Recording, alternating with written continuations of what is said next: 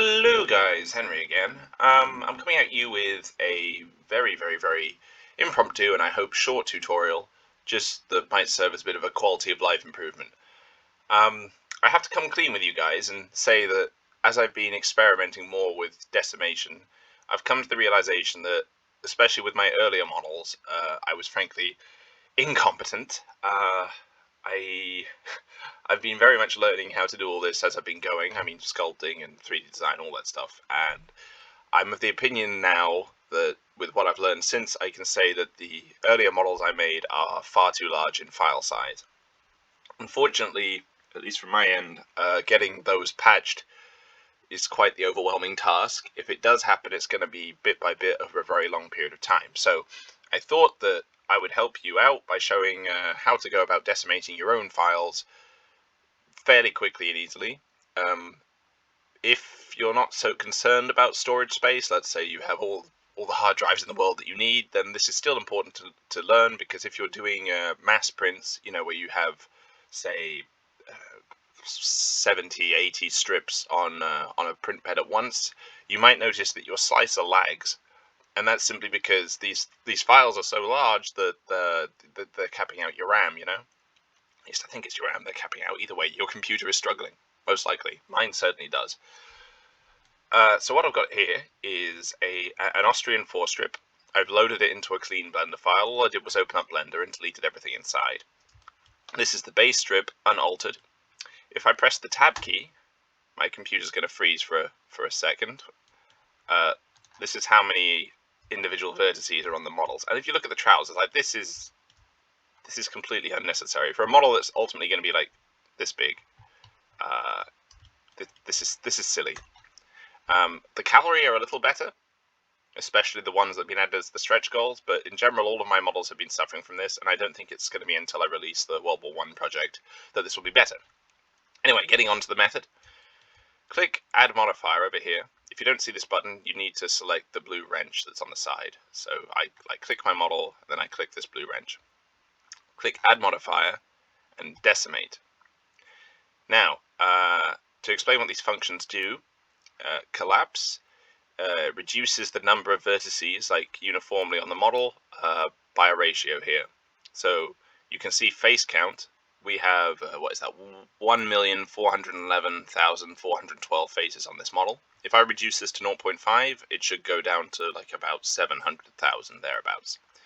Planar decimation, if I click that, tries to remove all the vertices until the model consists of flat faces, up to a number of degrees that we specify.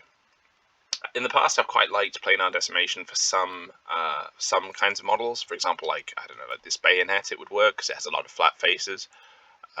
It seems like a quick and efficient way to go about it. But today we're going to use collapse decimation. Now, there's no real uniform science for this. What I generally do is I just keep going down and down and down until the model starts to look just too bad. So we're going to start with, normally I do 0.1, but I'm just going to do 0.5 to show you how it works. So this is, in theory, reducing the model size by about half.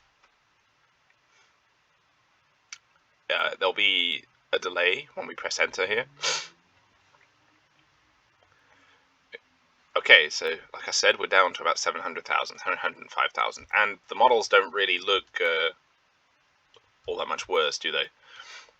Which means that it's at least twice as large as it needs to be. Let's see what happens if I go down to 0.25. One thing to bear in mind, when we do find our sweet spot, like the face count that we like, because the 4 strips of infantry between each nation, they're roughly similar, you can aim for a similar face count. So once you've done this initial finding, you found your preference, you can decimate all your models like this. That still looks like fine, doesn't it? So we're down to 350,000. Let me just check. I'm alt-tabbing. You won't be able to see this, I think. The original file size was 70 megabytes, so let's bear that in mind. I'm going to put it down to 0.15. Let's see how much less than 70 megabytes this file ends up being. It was like 68.2 megabytes when I just checked. So close to 70 megabytes. We're at 211,000. Now, you can actually see the decimation coming into effect here a bit more. If you look at the plate on the helmet, you can see now that it's got these big flat faces. Likewise on the crest. But if it were me, I would still be quite happy with this because, again, they're like this tall. It's not going to be that noticeable. Trousers are starting getting there. I think 0.15 is our sweet spot, but just to show you what happens if you go too far, let's do 0.05. And this should look bad, I think. It takes longer the more you decimate it. So 0.5 didn't take us so long. We're going down this low. Essentially, the computer is having to like work out what it should look like and what it would be like and display it while still retaining all changes there. See, that's too far. I mean, if you were doing 6 mil, this would probably still be fine, but let's say you wanted to scale this up to 10, 15 mil. You can see the hands are very basic now. The buttons here. So we're going to go for 0.15.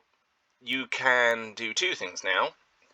You can either just export the model, because by default, when you export a model from Blender, it applies all the outstanding modifiers, whether they've been applied or not. But just for good practice, just to show you how it's done, it will take us a bit longer. So I would normally just go ahead and export STL now. But just to show you how to apply a modifier, just click this arrow here and click apply. And a faster way of doing it, if you have multiple modifiers on one model, instead of clicking apply, apply, apply, up here, sorry, the PC is loading at the moment, but you can click object, convert to mesh, like this, object, convert to mesh. Nothing will happen because I have no modifiers. If I press tab now, you can see it's less dense. It's still pretty dense. Like if you zoom out, they're still little black blobs, but yeah, that should be much smaller. I'm just going to export as an STL, so file, export, STL, desktop. You can't see this window now, I'm sorry, it's recording software, but I have a little menu where I'm choosing where to send the file. I've clicked desktop, and on the right I have a little checkbox that says selection only. I'm clicking that, and then with any of my 6 mil models, you have to look at the box that says scale and type 1.165 to get it to match my other STLs. Oh! No, you don't. Sorry, you would do that if you were exporting from the normal Blender files, but this model was already exported, isn't it? We're converting we're converting an existing STL. So no, scale 1.0. Sorry, that if you're ever exporting a fresh model, scale 1.165. But this time, scale 1.0. I'm overwriting the old one now, the old file, and I will tell you the file difference when we're done. Fusilier 4 strip.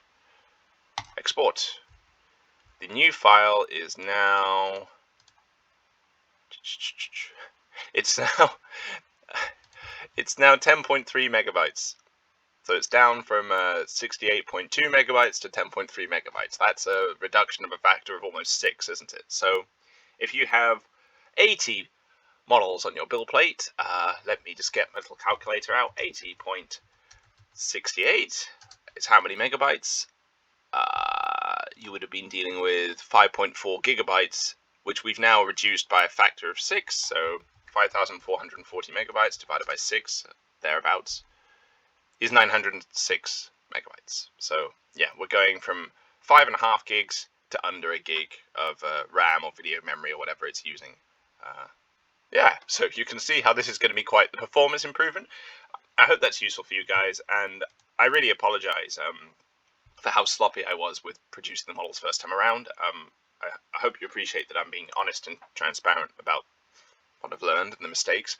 Future models going forward will obviously not suffer from this, but at the moment, with a model catalog as it stands of literally thousands of STLs, I'm not sure how I can go back and address this. I can only really equip you to deal with it if you're experiencing problems.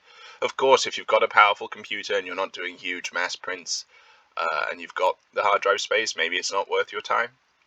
One last word I will give is that one of my patrons sent me a script for decimating automatically using MeshLab.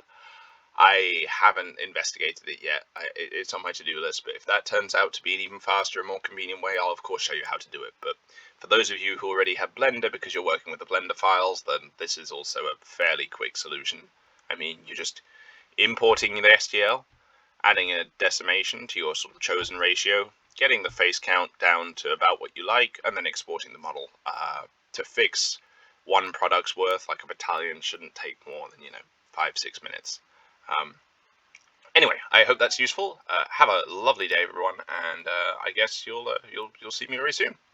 Cheerio.